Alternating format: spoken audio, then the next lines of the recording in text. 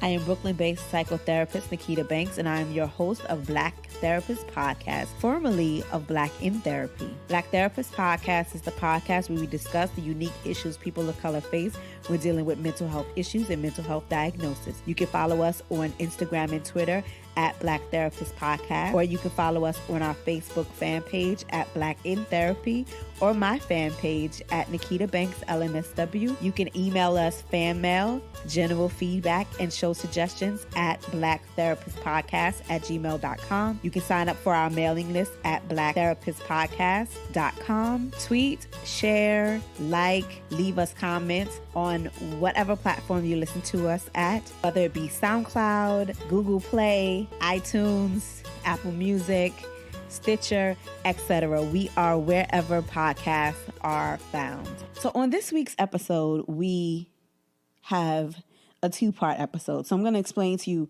what's going on. So I saw Black Panther over the weekend and I loved it. And I decided that I wanted to talk about like some of the social issues that I saw in it. But the movie was layered upon layered upon layered upon layered. And as I'm, looking at all of my friends talk about it on Facebook and the private chats that I'm having about it, I realized that this show only scratches the surface of some of the things that I've seen in the movie. And so we started out doing a show where we didn't want to give away any spoilers or spoil the movie for anybody who did not see it. And then what ended up happening is we talked so much about it on air and then behind the scenes that I ended up deciding to bring my friend, my guest, and my co-host for this episode, film critic Tim Gordon, notably of Film Gordon fame. If you're from the DC area, you guys probably have heard of him. But I decided to bring him back, and then we were just going to have a frank discussion about the characters. So I'm going to post both shows. The first show will be a Monday show, which is our regular show. The second show will be up on Wednesday because it takes a while for me to edit and do these things. And I do got a life. However, there will not be a show next week. And the reason that there won't be a show next week is because I'm launching and working on a project that I hope to have out within the next 2 weeks. And so if you are interested in that project and you are interested in going further with us in our journey, make sure that you sign up to our mailing list on nikitabanks.com, or you drop us an email at blacktherapistpodcast@gmail.com, or like us on Facebook at Nikita Banks LMSW. I'm not an LMSW anymore. I'm an LCSW. But Facebook doesn't care. They won't let me change the name, whatever. So any of those three places, you'll be able to find me. And I'll be able to put you on the mailing list for the exclusive launch of what the next thing is. But you won't know what the next thing is until next month, which is March, because that's when we'll be launching, okay? So sit back, relax, and we're going to get into our latest episode, which is Return to Wakanda Forever. This is our Black Panther social justice episode where we are going to have a conversation with film critic Tim Gordon. Yes. And if you want the episode with the spoilers in it, come back on Wednesday, subscribe on Wednesday, or unsubscribe on Wednesday. But I'm going to put in the title spoiler alert so people know that if you haven't seen the movie, we're going to speak frankly about it. It's not that many spoilers in it, but I just kind of felt like when we were doing the first show, I didn't bother to know names. I didn't bother to speak about people properly. I really wanted to have an in-depth conversation about some of the things that happened in the movies. They were so multi-layered with symbolism and Africa versus African Americans and ancestry and who gets to be family. It was so layered, trauma in the movie, and kind of the sins of the father in this movie. Like, it was so many different things that we talked about, and powerful, empowered, wonderful, beautiful Black women, that it could not be done justice talking around the issues, and it could not be done justice without speaking frankly about it in one episode. So this is a double episode issue. So this really is a double episode kind of day. And so we will be talking about this for the next shows. And like I said, we will not have a show next Monday, but we will have a show the Monday after that, because March is Women's Month, and I want to feature and discuss a lot of issues that face women of color in the month of March. So please join us for that. Okay? On to today's episode. So I saw Black Panther. This is not the show that I wanted to do today, but I'm Black as hell today. I was Black as hell yesterday, and I was Black as hell the day before, but it's a little worse now. And I figured we could speak to someone who knows a little bit about the movie business. So I have Tim Gordon. Hello. How are you? Okay. So introduce yourself to our listeners so they know who you are and what it is that you do. Oh, my God. I'll just try to do the 15-second version. 26-year film critic, based in Washington, D.C., president of the Washington, D.C. Film Critics Association, founder of the Black Reel Awards, which honors African Americans in film. And my newest project is developing the Lakefront Film Fest in Columbia, Maryland. That's going to launch in July of 2018. Okay. And for the film fest, like, what kind of submissions are you looking for? It's a multicultural film fest. What I'm basically looking for, and the easiest way to explain it, is that I usually go to film fest and have been for the last 20 years, where they're mostly all white, like a big glass of milk, and then they sprinkle in a little Black, a little brown, a little Asian, whatever. I'm looking for a strong Black cup of coffee that we're going to mix in some mainstream stuff and, try to brown it out a little bit. So that's kind of my goal as the curator of my festival, of what I'm trying to design. And submissions closes on Friday, March 16th. So we've got about a month left in order to get submissions in. Okay. And are you looking for shorts, full movies, projects? What are you looking for specifically? I'm looking for everything. Narrative features, docs, shorts. We've got experimental animation, student films, films that I just want to curate. So I think it's year one, and we're kind of like, it's a huge, I'm using a huge wide blanket this year, and I'll probably, as the years kind of progress, I'll kind of have a rhythm and rhyme on how we're going to be, what the types of films that we're going to feature in. Okay.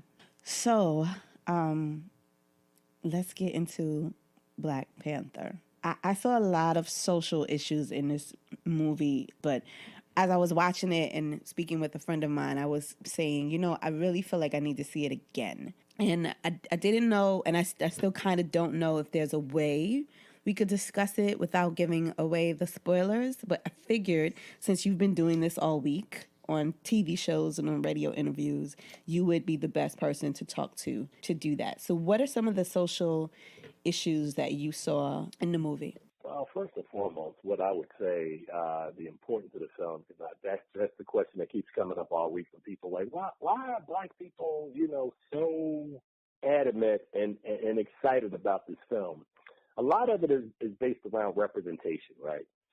So for years, let's just say we grew up in an era where our heroes didn't look like us. If you like superheroes, they feed you a steady diet of Superman and Batman and Captain America and Iron Man and Thor. A lot of folks who are, for lack of a better term, mainstream or white superhero characters. And I think what we've seen now, and I was doing an interview yesterday and I was explaining this, and I said that imagine being a 15-year-old kid now, and you grew up in a world where the president was Black, one of the biggest superheroes on the planet is Black.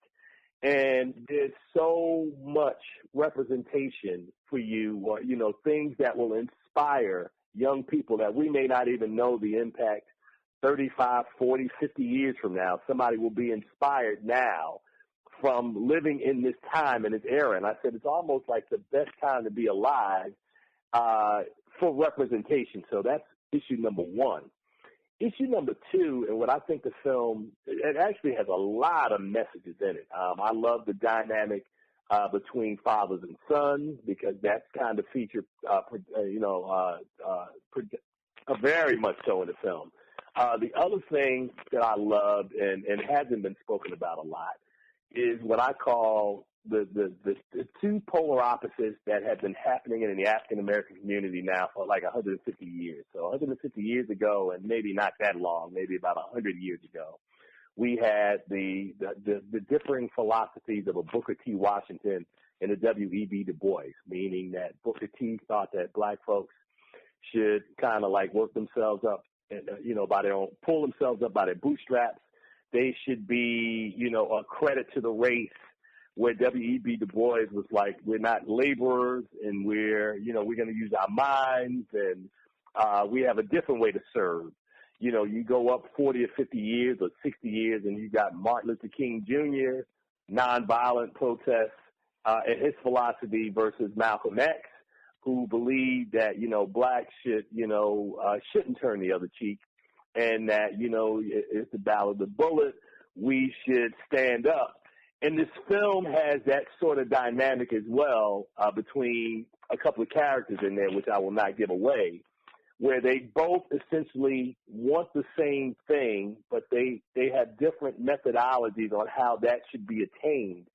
And I thought that, to me, was the most fascinating aspect to me or one of the most fascinating aspects of the film, because, people want to put things in a box and say, this is the white hat or the good guy and the bad guy. And I'm under the impression, to me, that I didn't really see a bad guy. I just saw two people who had different methodologies, who basically were pushing each other, trying to both achieve a goal to help our people. And I think that, to me, I thought the layers of what Ryan Coogler, who co-wrote the story with Robert Joseph Cole, I think his name is, the co-writer of the film, I thought what they did, kind of laying the story out, I thought really was spectacular, because people keep, focusing on the fashion, and we're focusing on issues of empowerment with women, which is very dominant in the film. And that's really something important to see. But I think the messaging and a lot of the text and screenplay of how it's developed, to me, is what is everything with that film. It's the reason why people leave the theater and they leave with all of the visuals, but they think about the story and go, man, that story, man, it's layered, it's deep, it's pretty good. And which also drives that you got to see it several times, really, to take in all of what you have witnessed and try to kind of encapsulate it in your mind, like, wow, what did I just watch? So it is an amazing achievement all around for Ryan Coogler and his team behind Black Panther. And it's a movie that's poised to break records. I just read this morning that it's headed $216 million, and I think that number may go up, which will beat the record of Avengers Age of Ultron, which finished with like 204, something like that. So it's a record-breaking, historic weekend at cinema, and it continues as folks are going back, as you said, to see it a second, a third, some instances the fourth time. Yeah, for sure. And for me, I agree. I really feel like it was the battle between Martin and Malcolm, almost. I think that was kind of the point of it. And it didn't really strike me until, just listening to what you said. But I when I was watching it, I didn't feel as if there was any good guy. Like, it was really hard to root for the good guy who made a case and an argument for self-preservation, and a bad guy who was making more of a radical case for unity without giving anything away. I think that at this point, people know who the so-called good guy is supposed to be and the so-called bad guy is supposed to be if you've watched interviews or if you watched anything about the movie. But yeah, the father and son aspect of it also really did strike me. Of course, the women, the role of the women in the movie, the women in tech, and how he took the lead with the science and the technology part of it. But the women, they were not just eye candy. Like, they were actual partners in the movies, and in a lot of ways they were kind of the saviors of the movie, just as Black women are in our community and have been for centuries. Right. Now, the other thing that I thought was really interesting, and again, that needs to be brought up, is there's another character in the film that, poses opposition to the king, right? And, of course, there's a deeper discussion that you and I could have offline about the actual nature of the character as it appeared in the comic, that they changed it for the film because it would have been, racist and not a good representation in the film. But even that character, which is kind of depicted or at least introduced to us, in opposition that he could possibly be a bad guy, also has a code that's in the film that I appreciated, the code and the honor that, I'm not going to support you, but when the support was really needed, that character stepped up. I'm not going to leave you down and out. Yeah. Right. And I thought, and it was cool the way they did it, because it's like, man, I'm not here to help you. We ain't on the same side. But again, as it is explained, that, we sometimes, and I use this as a metaphor that, like sometimes I'm here in D.C., you're in New York, and issues that may affect you, we kind of look at it down here and go, that's their issue. Or you look at issues that we go through, that's their issue. But at the end of the day, we all one family. And the film, I think, does a really good job of painting a country, a nation, that while it's divided, that in a time of need, that country comes together. Those people come together in support of one another. So I love that aspect of the story as well. And I'm really surprised that in a 1 hour, in a 140-minute screenplay, that they're able to get so many messages into this film. It is Afrofuturistic. It can be described as the wokest film ever made. It is an absolute instant classic, and I've been saying all week that I think it's the second best film that they've ever produced in the MCU. The only film I think that's better than this film to me is Captain America: Winter Soldier, only because of the political intrigue that film has, the story of Nick Fury. But this is a really, really strong MCU debut for Ryan Coogler. Third movie this dude is produced. He's 31 years old. 31 years old. Dude. So how was that? No spoilers. That was good. That's what I've been doing all week, because I want people to have the experience. I don't want to give you anything that may take away from the experience. I don't think we did that this morning. No character names, no segments, no sequences. What I think is genius about this is that you can tell that not just Ryan Coogler is a fan of this comic, but they did it with the level of respect that there's almost no wasted scenes in this film. So when you talk about the aspect of support, like the people that are around, there's a wonderful mix of reverence and respect. I mean, that would probably be the best way to describe it, because while we know who the king is still a man, and the king is in transition. If people watched Civil War, and what happened to King T'Chaka, who died in an explosion in that film, and then, the grief that T'Challa, played by Chadwick Boseman, is going through. As he's trying to transition, he needed a support system around him of his friends and people who were close to him that respected him, but also had a lot of respect for the title of the king. And I love how that's actually portrayed or painted or given to us because that's not typically what our experience as black people has been in films. People talk about Coming to America, and King Joffrey. It's a different dynamic. That was a comedy. It was kind of cool. We saw it. Zamunda was lit for its time period in 1989. But this is a different level.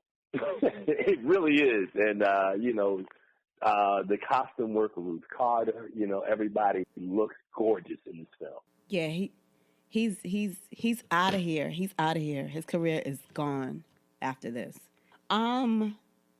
The betrayal of the friends. We're not gonna say names, but the betrayal of the friends and the easy betrayal of the friends, that kind of stood out for me as well. And even though it was more of like a futuristic film, it felt very down to earth. Like it felt like you're mentioning Coming to America. And Coming to America, to me, it just seemed like hokey and like a fantasy and like something that wouldn't happen, especially happening in Queens, where it doesn't look like they filmed in Queens, because I'm from here. And even though Eddie's from Brooklyn, it is what it is. But just, it just felt like something that would never occur. This movie, it felt real, if that makes any sense, even though it's definitely a fantasy world. Just kind of the interactions between the characters and the writing and the stories. It was emotion filled. It was multi-layered, and it was kind of something. I think you and I have also talked before about kind of supporting black film just for black film's sake. I want to support good films. I want to support good writing. I want to support believable characters. I want to support people who actually look like me and are multi-layered, and I believe great acting. And in this movie, it had all of those elements that just makes a good movie that sometimes we don't see in black films. Right, I agree. And it's funny when you were saying that you want to support black film. I started to jump in with a joke. I mean, are we going to dress up for acrimony when Tyler Perry's movie? No, that was a joke, dear. That was a joke, but the one, and neither am I. But respect you gotta respect Tyler's gangster, but I am not his audience. I just ain't. But I'm laughing because one of the other things that came up today, and I've been saying all week, is I've realized that there's all this excitement and all this kind of like this prideful feeling about Black Panther.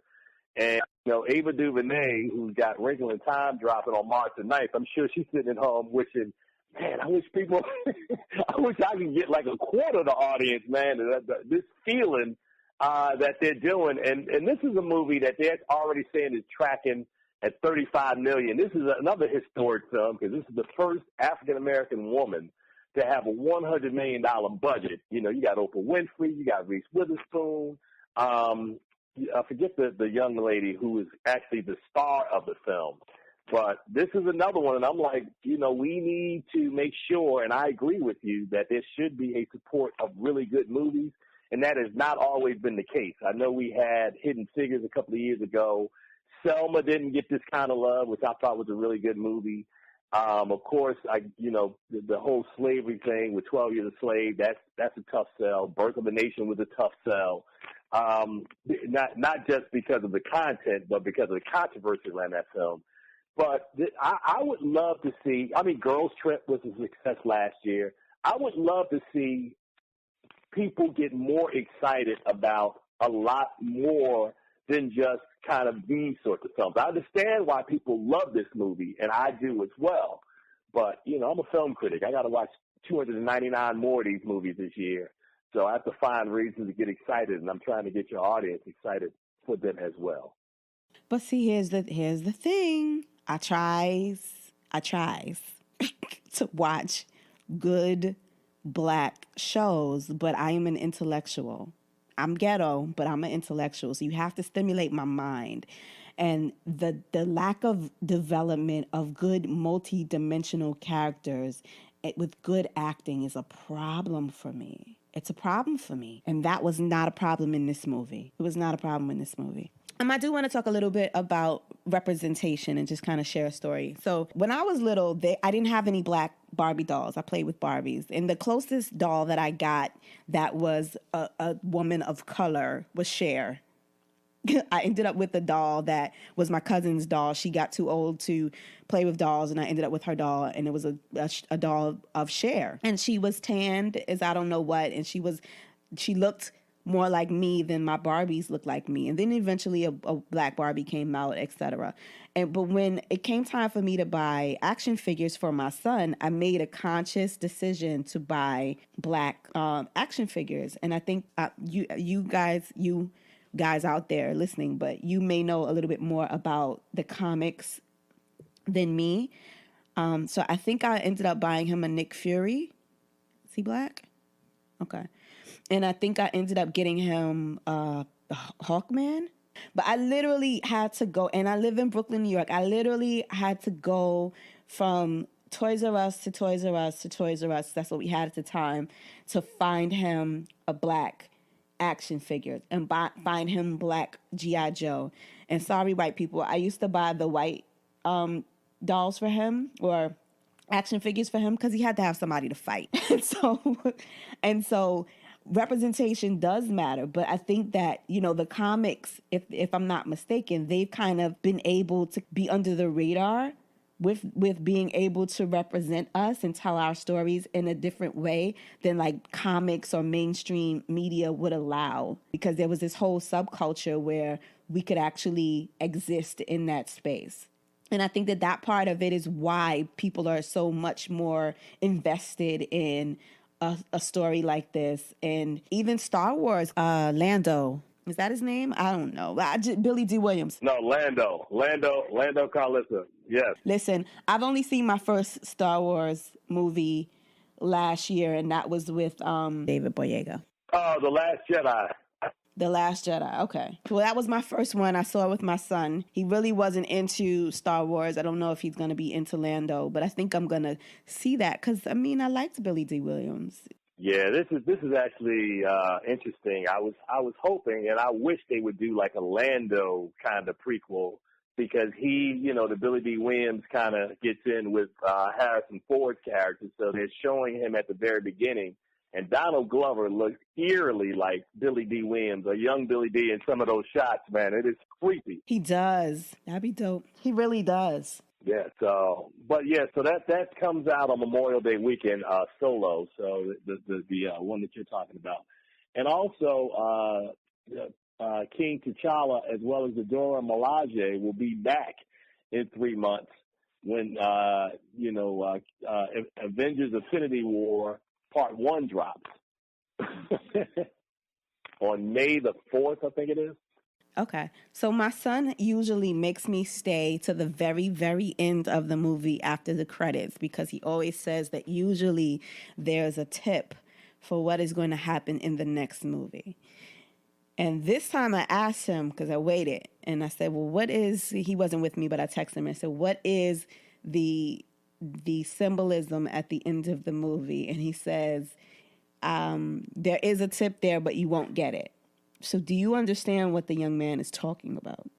Yeah. Did you understand? Or, because I don't want to explain it on air, but if you didn't understand any of those teasers, I can actually help you offline.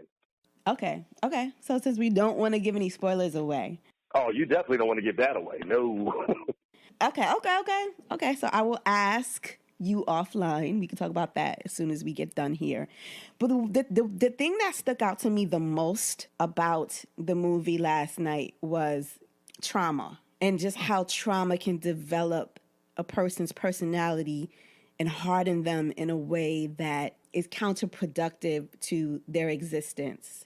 And I'm not sure if you know, but I know from doing this job that the statistics that are on young black boys who are committing suicide is going up. And the numbers from 5 to 11, young black boys are killing themselves and succeeding in killing themselves. And when I say succeeding in killing themselves, I'm saying that they actually complete suicide, whereas others will attempt. So to hear one of the characters talk about like some of the pain that he's going through and to see how that manifests in his character, like that really truly stuck out to me. Yeah, I agree. And I think I know which character you're talking about who went through some trauma in this film. Is that what you're asking me? Yeah, I think you're absolutely spot on. I think that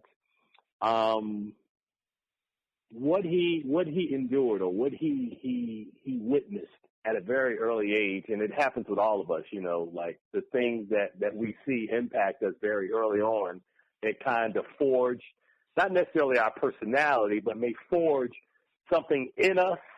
And that was a very traumatic thing, which kind of drove him. And I mean, there are lines in the movie that talk about, this is something that I've waited all my life for. I trained and did everything I needed to do for this moment.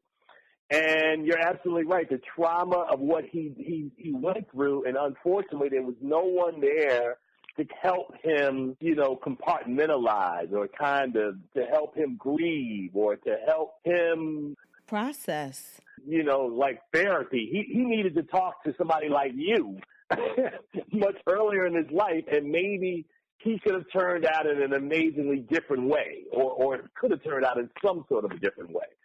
So you're absolutely right. I think that and that trauma is not just in this film, but I think you can find instances of that in the majority of movies you watch. There's always somebody who's gone through something that helps shape who they become, and in instances when they become somebody really bad, which I think is really fascinating. That if there was a way that you could have what I call a middle of the road experience, where you can have somebody, like this person experienced this. If he doesn't get help, he's going to end up going left. If he does get help, he may end up going right and being a more productive citizen. So I agree with you. I think that the trauma in this film, that is really a very telling aspect from the mental health approach of somebody. He really could have used somebody in a major way, and that he didn't get that help shaped who he became. Mm-hmm. Yeah, but he didn't want the help. Like when it came to the point that he could have gotten help, he didn't want the help. Not the initial help that you're talking about, meaning that when the incident happened and somebody could have intervened, and there were no mother characters in that section, so we don't know what he endured or what he really went through after that incident. But after that, when he was able to get help, he didn't want the help. He chose death. I was going to say, there's an interesting kind of scene, I think, that brings a little closure, that you could see the pain when he or this character gets an opportunity to interact with someone really, really close to him, and understanding that the pain of what he's witnessed, the loss. I would almost call it loss of innocence. There were promises that are made, which, we always tell people you have to be careful what you promise young kids, because they really actually always remember. They listen. Yeah. Yeah. So again, like I said, I mean, it's difficult to talk about this right now when we really can't go in depth because we're trying to keep it spoiler free. But there's a lot of stuff going on in this movie that if you really sat down, like once this movie comes out on DVD and you get a chance to watch it, you'll be watching it over and over going, oh my God, I can use this to teach. Oh my goodness, this scene right here. There's a lot of stuff in this movie, man, that just speaks to me in a way that's very emotional. Yeah, my friend Chuck Creekmore put up on Facebook the other day. He's like, the first time I saw this movie, I almost cried. The second time I saw this movie, I did cry. And another one of my friends who was at the screening that I was at last night, he was like, I almost, I really wanted to cry thinking about how beautiful this experience is. It really was. I mean, we indulged and dressed up, and I mean, I'm always extra, so I didn't even buy anything. I just pulled something out of my closet. Honestly, love you. I'm always extra. I just pulled something out of my closet, to be honest, and wore my everyday clothes to the movies. But you know, we did have some of the pageantry and that whole thing, because when I get a chance to be extra for a reason, I do it for a reason, because I usually do it for no reason. So part of that conversation on another Facebook post I saw was an article that was like, oh, before you start wearing your traditional African garb, you should research the garb. And underneath that comment, someone said, don't research anything, wear whatever you want to wear, welcome home. And those two messages were kind of the two messages that you get in the film about isolation and exclusivity and what is and who is African, who can define the ancestry and the separation. And the other is all is welcome. You have black skin, you have brown skin, you are a person of color, we know you are from us. Come. And I mean, that really struck me as kind of what we have to decide as a people, if we want to be separatists or if we want to include all that wants to come. And so, yeah, that those messages also struck me in the film as well. And as I'm thinking about it, I was struggling a little bit with like, dag, how could you pick some guy you don't even know over your homie? But those two characters, the one who betrayed his friend and the one, I mean, it really wasn't a betrayal, but whatever, betrayed his friend and the one who he ended up bonding with, they had more in common than the other character, because both of them were fatherless sons. So I get it. I get it now. It's a lot of them. It's a lot to unpack. Like you're going to watch this movie and you're going to think about, you know, the things that you've seen and the things that you're going through. And you're going to be like, oh my God, I didn't think of that. But a lot more is coming to me as I process it. And that scene between him and Danny, I don't know what her name is, but I don't know anybody's name in this whole thing except for T'Chaka and T'Challa. I'm calling by their real names. So Danny Guerrero. Okay, so let me help you. Look. You got T'Challa, General Okoye, Nakia, which is the love interest, Killmonger. Okay, of course I know Nakia, because come on, hello. I'm always the love interest. Yes, you are. Are you doing long distance? You're not doing distance these days? Because, you know, I'm in D.C. We could talk about that offline right now. Nice. Put you on the spot on air like, yeah, what's up? Go ahead, dear. I'm teasing you. Go ahead. Okay, so you were explaining the characters. Yeah, I was saying, so you had, you were talking about Denai Guerrero, of course, plays General Okoye. Nakia is Lupita Nyong'o. Eric Stevens, a.k.a. Killmonger, is Michael B. Jordan. Of course, T'Challa is Chadwick Boseman. Shuri is played by Letitia Walker. I'm trying to think of who else was primary in there. Of course, Andy Serkis is Claus. Zuri was Forrest Whitaker. Zuri was Forrest Whitaker. Right. That was Forrest Whitaker. Yeah, and of course Ramonda, I think her name was pronounced as Angela Bassett. So yeah, you know, as you can tell, I've seen this movie enough. I'm like, yeah, man, what you need to know? What you need to know about Black Panther? That's why I called you. That's why we have you here today. What else was I gonna say? Oh, the two white guys. So you're on my Facebook, so you know that while I was watching the movie, I was like, you know, this lone white savior has no real purpose in this movie. Why was the CIA agent there? See, here we go again, man. You sound like somebody else I know. Man, again, you got to remember, we're not talking about a real world, right? We're talking about the Marvel Cinematic Universe, and a lot of this is based on comics, right? So all these relationships that you see in film, for the most part, are things that have already been written in comics for the last 50 years, right, since Black Panther was introduced in 1966. So there was, you know, I guess the character of Claw, which is played by the great Andy Serkis, who, you know, you might have watched Lord of the Rings, and he played Smeagol, my precious. That's him. He voices all of these characters, War for the Planet of the Apes. He plays Caesar. He voices that character. So Andy Serkis is like legendary, right? But his character that's in this film, I think, started out in Age of Ultron. So this is a part of watching all these Marvel films in the cinematic universe they developed, that they drop these characters in, and a character might appear in an earlier movie, and then they'll show up in this movie. So they're tying together a part of the story because it's all leading to the next film that happens after this one, where all of the superheroes come to fight one common enemy. So you'll see Black Panther in the next film with the Dora Milaje, Iron Man, Thor, Guardians of the Galaxy, Ant-Man, all of them. So I'm probably going to skip that movie, to be honest with you. Okay. So I said all of that to say that the characters, I'm in love with you right now, but it's cool. That all of the stuff, that the subplot that's in this movie is kind of designed a certain way because it's here to tell us this story, but it's also setting up future stories that are going to be in the MCU, the Marvel Cinematic Universe. But the CIA agent, I'm not mad at Claw. We know why he's there. But what was the CIA agent there for? He had no purpose. Well, the CIA agent who also appeared in an earlier film.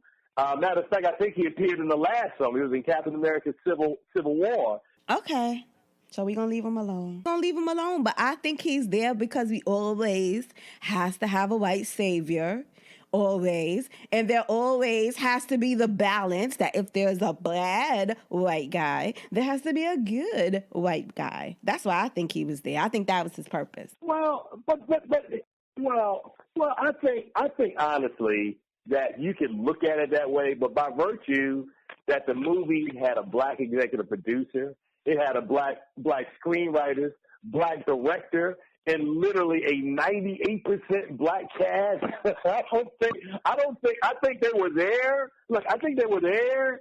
That we made the one dude a villain, like who's probably the only real villain in the movie. And then the other guy is there, but his role is so in the background. I didn't even really pay him any attention, because they kind of clowned him the whole movie. Like, yeah, man, just do this, man.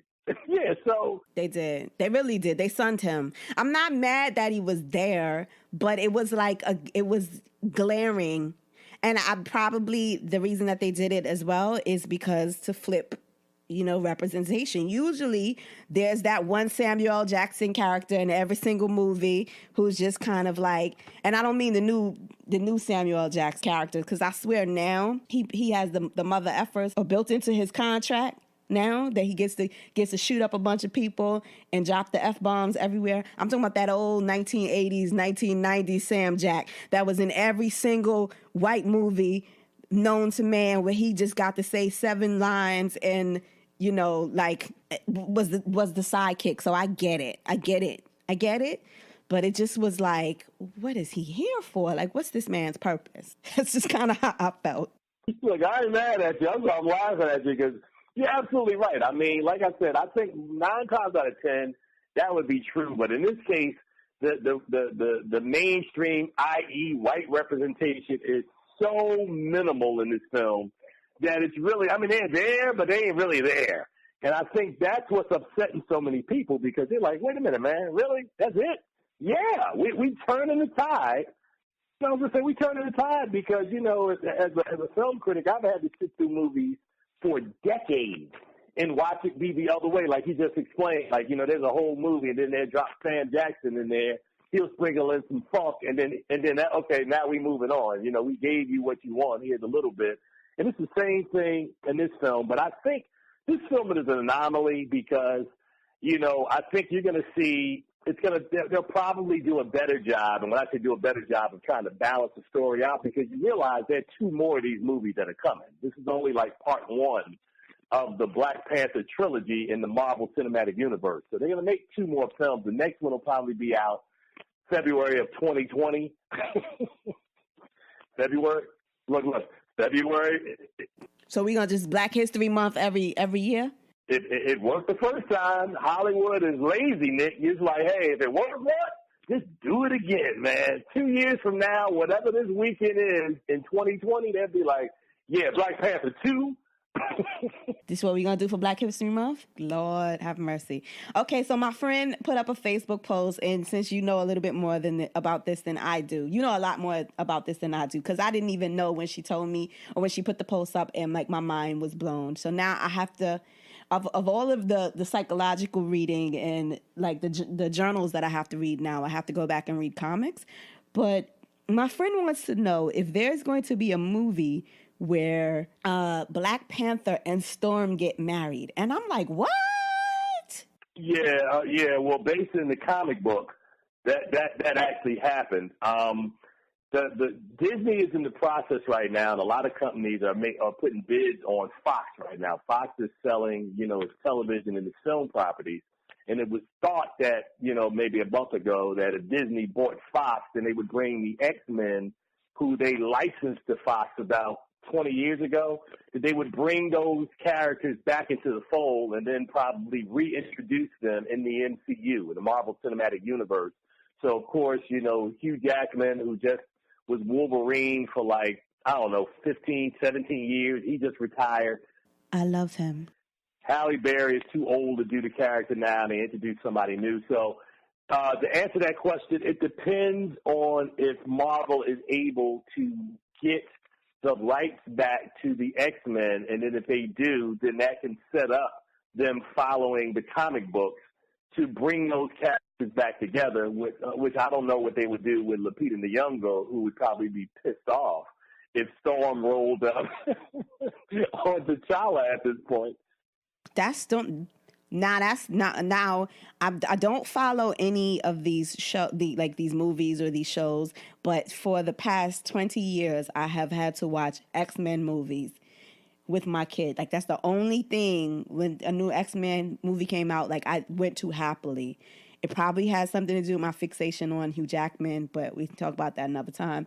But so I love Nakia, but Lupita would have to sit down if I had a choice between Storm.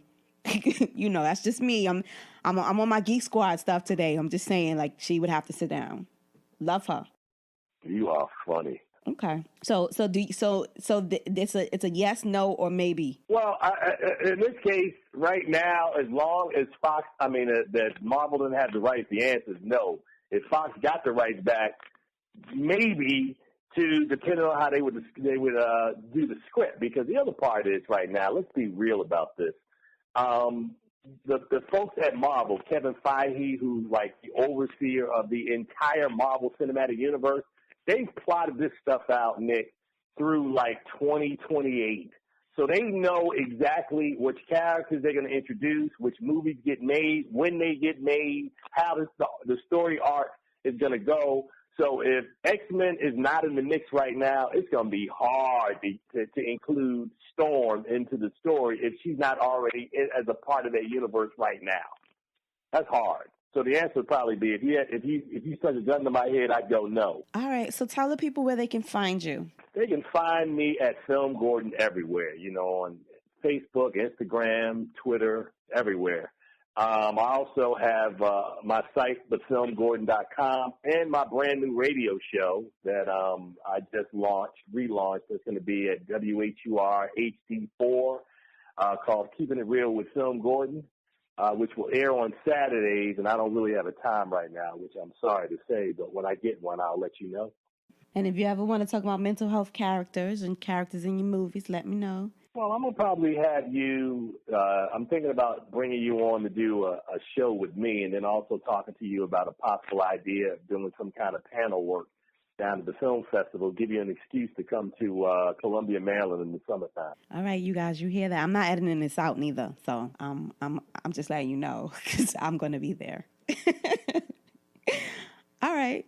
So thank you for doing my show this morning, or doing my show today, whenever the people are listening. And you guys out there, be well. You've listened to another episode of the Black Therapist Podcast. Once again, I'm your host, Nikita Banks, licensed clinical social worker. And this is Black Therapist Podcast, formerly Black in Therapy. If you are looking for any information, any resources about today's show, or if you just want to drop a line and say hey and subscribe to our mailing list, you can do so at our website, blacktherapistpodcast.com. You can send us emails at blacktherapistpodcast@gmail.com. And if you enjoyed what you heard today, please like, comment, share, and subscribe, because we want the show to grow as organically as we possibly can, and we cannot do that without you. Thank you for